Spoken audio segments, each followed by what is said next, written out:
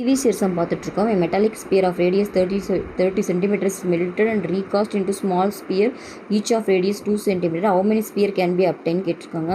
32 centimetre ஆரம் கொண்ட ஒரு உலோக கோளத்தை உருவாக்கி 2 சென்டிமீட்டர் ஆரம் கொண்ட சிறிய கோளமாக மாற்றினால் எத்தனை கோளங்கள் கிடைக்கும்னு கேட்டிருக்காங்க.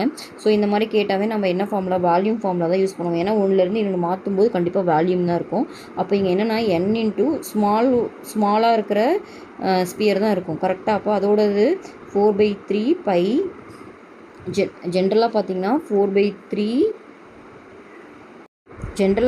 ஃபார்முலா வந்து நம்மளுக்கு தெரியும் 4/3 பை ஆர் கியூப்ன்ட்டு. இப்போ வந்து பெருசை வந்து சின்னதாக மாற்றுறாங்க. அப்போ எத்தனைன்னு தெரியாது, அதை தான் என்னன்னு வச்சுக்கிட்டேன். அந்த சின்னதோட ஆரம் வந்து கொடுத்துருக்காங்க. அப்போ இது 2 கியூபு.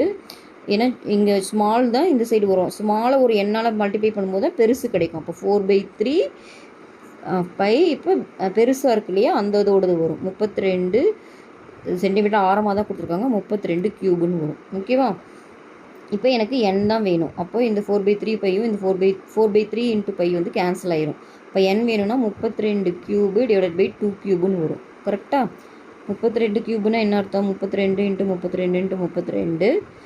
2 கியூப்னா 2 into 2 into 2. ஓகேவா? அப்போ என்ன அர்த்தம்? இதை கேன்சல் பண்ணிங்கன்னா 16, இதை கேன்சல் பண்ணால் 16, இதை கேன்சல் பண்ணால் 16. ஓகேவா? அப்போ இதை 16 கியூபோட வேல்யூ பார்த்தீங்கன்னா 16 கியூப் வந்து 4096. ஸோ இந்த சம்மோட ஆன்சர் பார்த்தீங்கன்னா 4096.